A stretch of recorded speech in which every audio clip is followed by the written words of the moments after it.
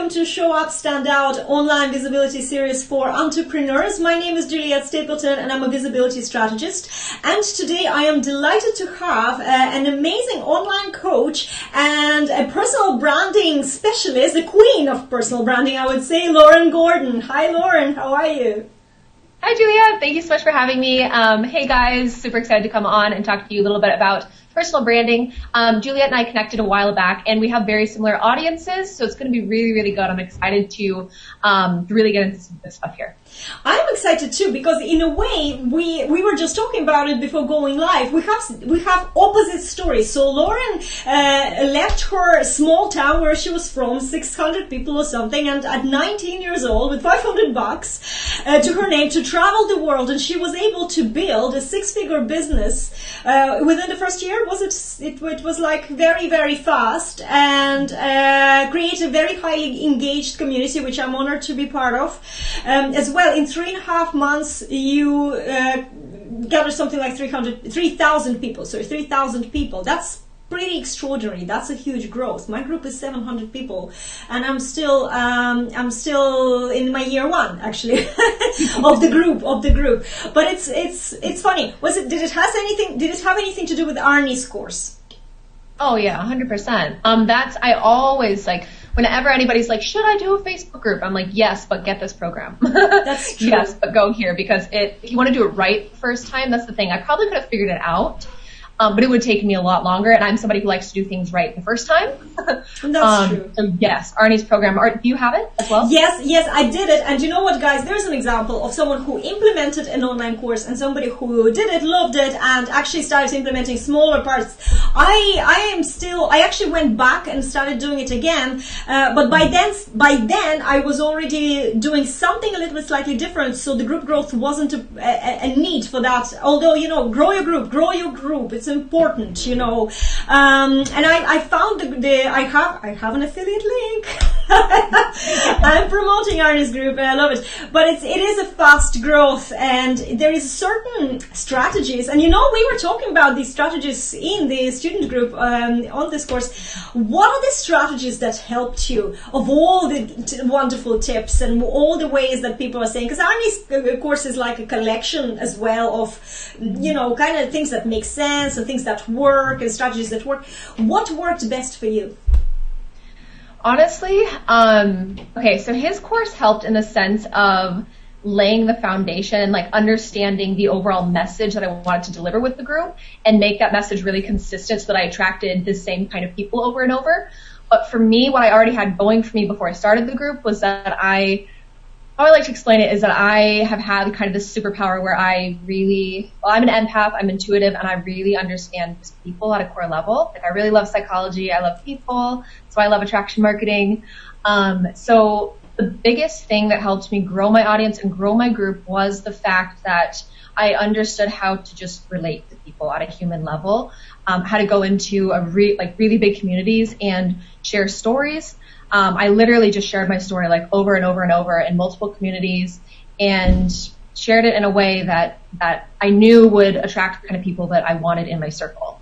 And then I used Arnie's program to really lay the foundation of a community more so than a group. So I wanted a community rather than just like a fan group, you know what I mean? Exactly. So yeah, building that brand into that community and having it clear as to what my members get when they come in. Like, he's really good with helping with that part of it. So I had the attraction marketing down, and then his program helped with like laying the clear foundation of the brand of the group. So that's, yeah. And okay, so we have a group and we have a big group. Is your group the group that is Lauren's show? Or is it a community where people are allowed to post stuff and, like how strict in terms of allowing people to interact in that group on their own? How strict is it? So the only rule, like the rules, I don't even like the word, but the rules that we have are no links, like no outside links, no self-promo other than when I start threads telling them to promote themselves. Yeah.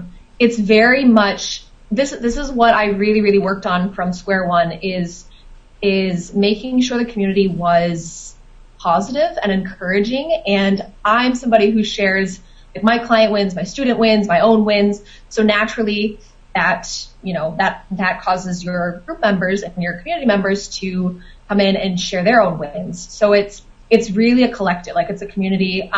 People are there because they love me and my story, and that's what they're compelled to. But it's not like, here's Lauren's fan base. It's like, no, I want this space to be for you guys. I want you to come in and share your wins and connect with other people. It's like, yeah, I'm like a big cheerleader. So I like cheer everybody on, and then everybody else does it and, does it in return for each other. So yeah. We're very similar, I think, in that respect. I'm just thinking, there is a lot of, like, your building a personal brand is really showing up authentically as you are. That's really, in my opinion, it's the only way to do it. And I'm just, we have a lot of coaches and consultants who come into our groups. And what, in your opinion, are the biggest mistakes that they make when they're trying to build a personal brand? Biggest mistake. Oh, this is a good one. I love this question. Biggest mistake I see coaches, consultants make when they're trying to build their personal brand is not knowing exactly who they want to attract. I'm huge on designing your ICA, like your ideal client avatar, your ideal customer avatar, whatever you want to call it. The biggest problem that I see is they have no idea like who exactly they want to attract. So they end up talking to nobody with their message, and they end up attracting everybody, right? Or they think that if they get too specific, or if they have a really crafted in message, that they'll only attract a few people, and it'll take forever for them to grow their business, where it's actually the opposite, right? It is the opposite, isn't it? When you know somebody, when you know that, when you know who your ideal client, they're like cloning themselves. And even if your ideal client is a woman, sometimes this clone comes as a man as well. It's the mind thing. It's a mindset thing. Isn't it, when you're in the, and it's something that a lot, including myself, it was a long journey for me to really understand who the ideal client is. And what happens then, as you just said, when you're talking, funny how you say talk to nobody, I say talk to the universe, because it's like everybody. But it gets so confused. You get raving fans, you get people who like you, but they don't even understand that you want them to buy from you or work from you, you want to help them, any of that. Yeah, and that's the thing too, is like, when you don't understand who your ICA is, then you don't understand how to make your story relate to them. That's such a big gap. Like, that's such a big missing puzzle piece that I see. You have to understand who your ICA is for the number one reason that when you go and craft your brand story, it intentionally attracts that one person. Because there's a lot of people who think like, oh, I'll just go share my story, but everybody has a million chapters in their story, a million things that have happened.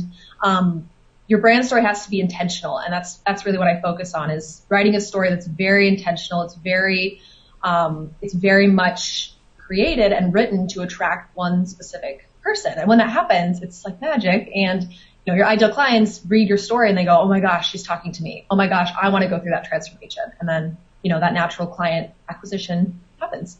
That's true. I think what stops a lot of people from even starting this journey is that they say, well, I'm not ready, I don't know, and they stop even attempting to write something, because you kind of have to start talking, guys. This process is not something that you can get help with a coach, over a couple of hours, but it still doesn't mean that tomorrow you're going to go produce content that will attract your ideal client. That's one of the problems I see with the kind of startup, especially, or some people in business for years in business and they're struggling, and that's just because they didn't figure out who they're serving best, right? But I have also another thing that I've noticed with the ideal client avatar is that people create this persona that they can really, really help. And there's just one thing they undermine, is that person that they described cannot afford them as a private coach. Yes. Oh my gosh. I've talked about this so many times with my students and clients, is like, here's a good example, is if you are a coach or consultant of some sort and you want to help people who are at the very beginning of their business, but you want to have a $10,000 program.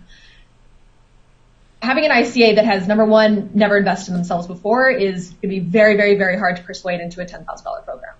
It just doesn't make sense. So then I ask them, like, okay, is it more important for you to have the $10,000 program or to help that beginner? Because you got to choose. There's got to be, an offer that makes sense there. Yeah, that's so true. It's true. I kind of let my clients, describe this person and how they struggle and everything. And then like, okay, do you remember yourself at that stage? How much can you pay? Could you even pay $100 a month? No. That's the biggest thing, isn't it? You can help. Yeah. And it also then translates into storytelling, isn't it? What kind of story you're telling, because... Yes, this is such a big one. If you are going out there and if you're just going out and telling a rags to riches story, you're going to attract the people who are in the rags part right now. And those people don't have money to invest in high ticket, programs that are $10,000 plus or $5,000 even. But rather, instead of telling those rags to riches stories, I like to say, tell your reinvention story. So you're attracting people who are already at a certain level, but they're ready for the next, right? They're ready to transform into that next level. So it's those higher, I don't want to say higher quality clients, but those next level clients that can afford those, multiple 4-figure, 5-figure packages.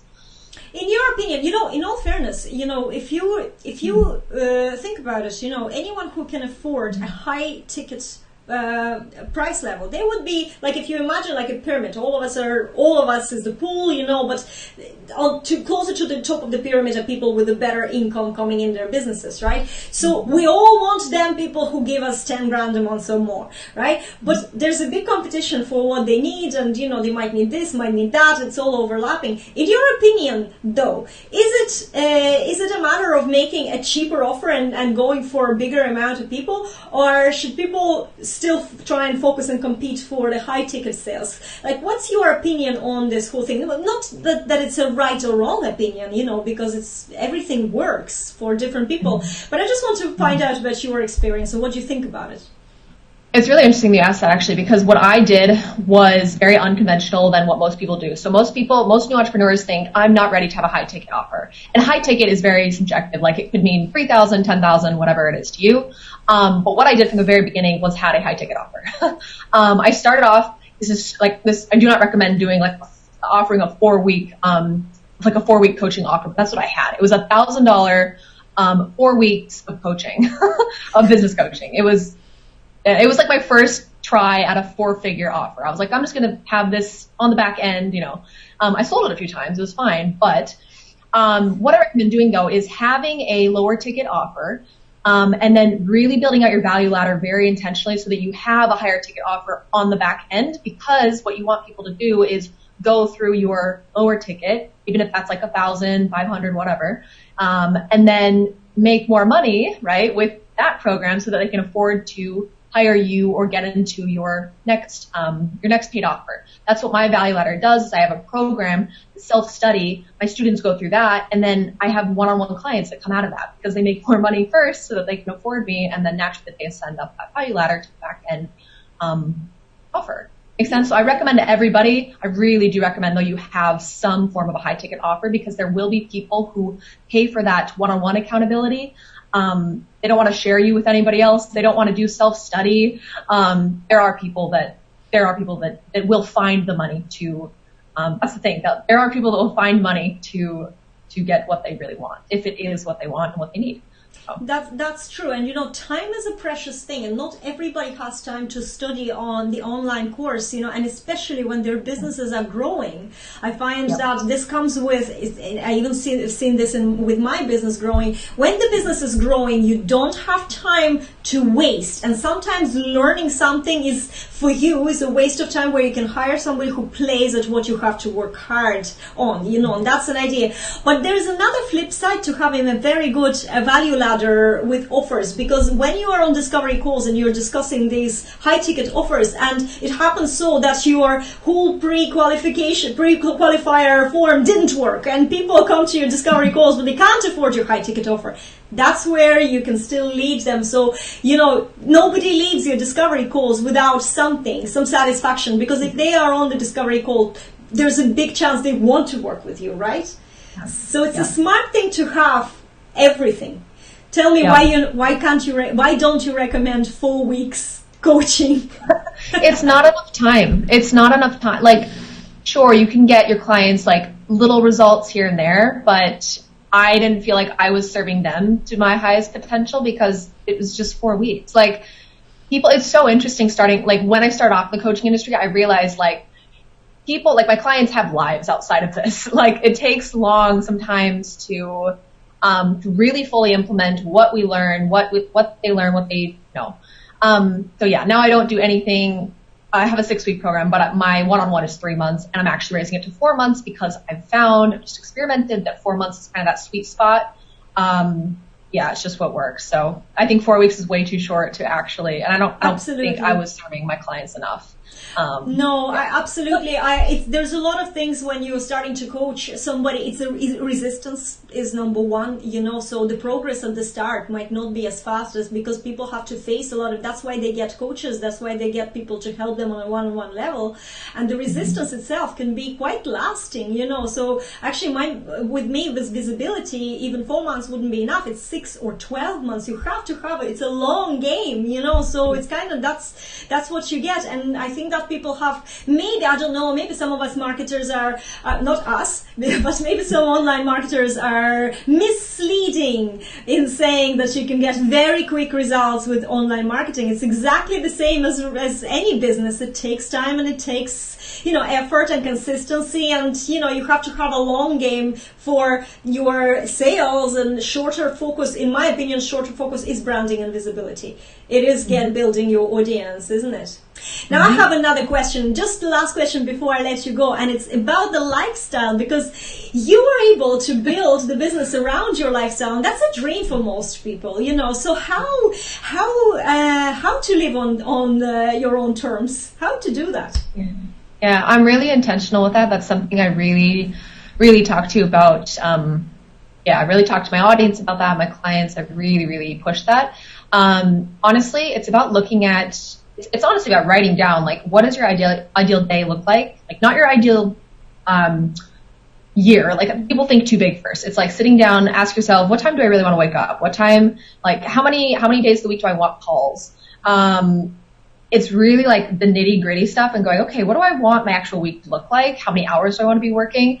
And then intentionally only offering offers or products and services that allow you to live that kind of life. So I knew I only wanted to have calls. Like, I only coach 2 days a week. And then I have my program that just sells and doesn't require me to always be there. You have to design the business model around the lifestyle, right? That lifestyle that you want to live.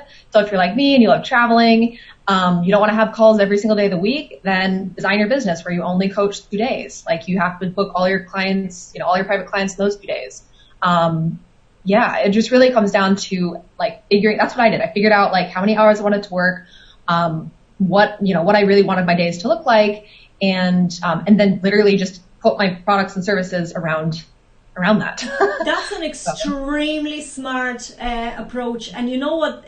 I came to this through the mentality that you have to be available 24/7. When I started my business 6 years ago, available 24/7. Somebody calls you at 10 o'clock at night, a local client. Yes, pick up.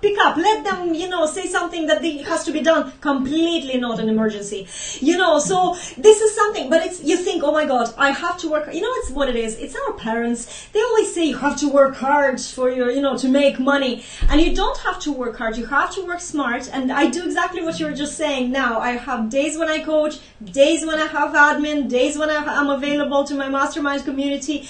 And that's it. And then I know what time I'm finishing. The phone goes off, the computer switches off. And that's actually something that gives you that freedom, isn't it? Your mind is calmer, you're enjoying life, there is no pressure, and you don't feel like you owe anybody anything, because you're actually delivering it within those times that you... Exactly. It's really about, like, setting boundaries with yourself and with your clients. From the beginning. And I knew that was going to be a big thing, because if I didn't set those boundaries, then I would have done what you did, which is like pick up the phone at all times of night. And it's exactly that. Yes, it's exactly the boundaries. And yes, they say, it's not just the clients. They say train your audience, train your people in your connections, train them if it's okay to send you a PM at any time of the, do you reply to that? Do you not? With clients as well, I've worked with some people here for years and they're still with me, but there was a time when I had that mindset shift where I have to set up boundaries, and it was very difficult for them to all of a sudden accept the fact that I wasn't available on the weekends. Although it's crazy to expect me to work 7 days a week. There is no rational reason why I would do that. And yet when I said, look, I won't be able to do it over the weekend and maybe Monday, I felt like there was a resistance, but that happens in all relationships. That happens with your, children, with your partners, with everything. You have to set up healthy boundaries, but then if you don't do it in the beginning, you still can do it. You just need to be gentle but firm at the same time. Sort of don't just say, no, that's what I'm doing, but it's okay, but I'll do it on Monday morning. And they'll be like, but you have to do it tomorrow. No, I'll do it on Monday morning. I'm off. And that's it. And that's it. It's fantastic, isn't it? And then what you can do is what you did. So what did you do in this where did you go in the 1 year that you were traveling? The first year, say. The first year, so I had my first business when I was 18. That was in my hometown of like 600 people. It's crazy. Yeah, it's from a really tiny town. And then I moved to New York City, and then I booked one-way ticket to Australia. And the first year of Australia, I did a lot of traveling around Australia itself. I went back and forth from Australia to the US multiple times. Where else did I go? I went to Hawaii. I went to Europe the next year. I don't know. It all blends together now. And that's all while building your 6-figure business. Yeah. There was a lot of experimentation on there. I never tell people like, it just happened overnight and I built my brand overnight, because that does not happen. No, it doesn't. But consistency work. You know what? The more consistent you are, and I mean consistent. I always say to my clients and people I work with, I say it's like if you want to have a 6-pack.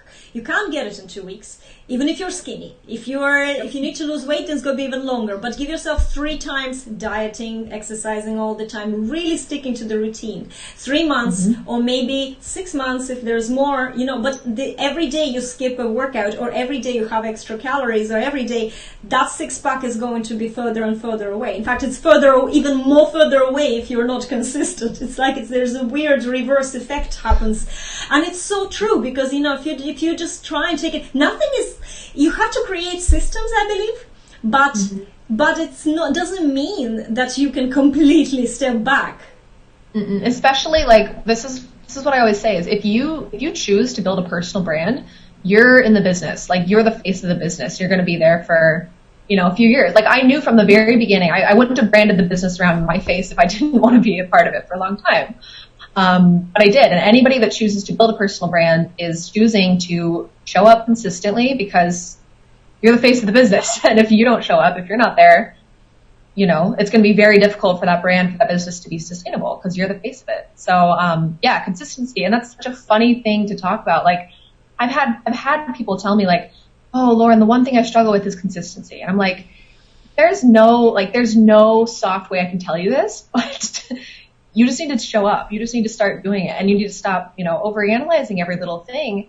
I don't always know what's going to happen when I go live or when I post certain things, but I do it every day, multiple times, because that's what it takes. Exactly. And you know what's when people say I struggle with consistency, a lot of it has to do with waiting for permission, or somebody has to tell you, yes, you can do it every day. Yes, it's okay to send emails every day. Yes, it's okay. I had the same experience. I had an experience when I was reading this, page 89, that says write emails about nothing. And it was all about how to write daily emails, because what Russell Brunson says in this, he says, when I don't send an email every day, I'm losing money every day.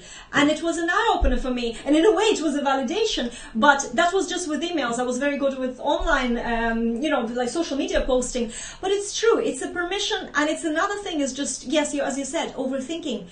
Just done is better than perfect, and it doesn't mean you have to put out some horrendous things, but it doesn't have to be perfect, because perfection doesn't exist. And secondly, in a week or 2 weeks or 3 weeks, this post is going to be buried so much underneath that not many, unless it went viral, then it's brilliant, but you don't have to worry about that. It's about giving more and more and more, isn't it? Awareness rather than, and reminding about yourself rather than anything else.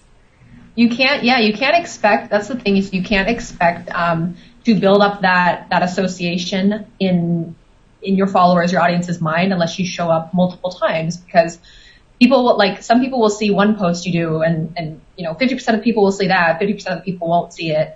You got to show up multiple times in order to remind people, hey, this is me, this is what I do, this is my story. That's what builds up that brand that people remember and come back to and want to be a part of. Yeah, Yeah, and it consistency. takes Whenever time. anybody asks me, like, yeah, like how you did it, I'm like, I showed up every day. I showed up every day. I figured out what worked. I went with it. I fine-tuned my skills. I focused, but consistency is the foundation. That's the foundation of building personal credibility. Exactly. Yeah. It's that, and just also having healthy expectations about how fast everything can happen. Remember, guys, visibility is the first focus. You need to be known for people to even trust to buy or work with you or buy from you, So if you have a product and you're trying to sell it and, you did a few posts or maybe even you did a month of posting and nobody bought that product, well, that's because people don't know you just yet. It doesn't happen overnight, isn't it? So give yourself 3, 6, 12 months for visibility. Get a part-time job if you have to. It's just something that you need to support yourself. But then it does happen because with visibility comes, it's like an avalanche. It starts with a little drop and then just goes bigger and bigger and bigger. So then you'll have to worry about how to handle it. Yep. And that's so funny because that's what happened to me was I was already sharing like my story in multiple like really large communities, but I did not have like the foundation laid where I was able to handle the influx of that snowball effect when it started happening. And I was like, oh my gosh, I don't know how to handle this. So that's one thing I always tell my students and clients is like, okay, let's make sure you have the foundation solid before you start doing what I did, which is like go out and get a ton of people, get a ton of eyeballs on you. But the good thing is that if you're only starting and you're starting to build your visibility, it is going to take like 3 to 6 months to more, depending on your consistency. So you have time to do it. Just do it straight away. Don't wait until it all happens. So you're ready. Just don't expect that it's going to sell straight away, but have it there because when the avalanche starts happening, you just have to direct them to all these offers that you have, and it's like a sorting queue, and you're having fun, and you're not stressed out about making sales or anything. None of this exists, and it's a very pleasant way of running business, actually. So. Yeah, it is. It is, and I remember, I remember just the first time I literally had like a mental breakdown because I had hundreds of messages like unread in my inbox, and they were from just women like asking for help. I had no offer, like I had nothing set up, and I was like, I don't know where to send these women or what to do with them. They're all pouring their hearts out. They're all asking for help, and I had nothing in place. That's the power of sharing your story, number one. That's true. But yeah. That's true. Lauren, thank you so much for sharing. It's an amazing story, and you're amazing. I know there's more to your story, and it's absolutely fantastic. You're an amazing, powerful woman that I love having women like you on the show. It's all about empowering, isn't it? It's all about actually sharing your story, because with your own growth, you can tell people that this is possible, and that's how I did it. And at the end of the day, it's the simple things that made it happen, right? But people don't believe that simple things work. So that's why they keep learning and, it's instead of taking simple action, but every day and growing and getting there. So if somebody if they don't know you and they want to follow you or they want to join your group, where do they go? It's called the Entrepreneur Lifestyle and Personal Branding. That's my community. So you can hop over there. There's almost 4,000 people in there now. So we have a lot of fun. Very nice. We are going to put a link to the group here as well, so you just have to click and join it. Definitely, I'm part of this community, and Lauren is such a giving leader in the community as well, so definitely join it. Lauren, thank you again for joining me tonight. Guys, thank you so much for watching, and particularly thank you to Amir Masoon, who said, easily 2 of the wisest women I know on Facebook. That's nice, Amir. That's very, very nice. Thank you for that. Guys, I will be back with another fantastic interview with Show Up Stand Out next week. So join me on a Tuesday at 5 p.m. UK time, noon Eastern. And everybody have a great day. Bye. Bye. Thank you.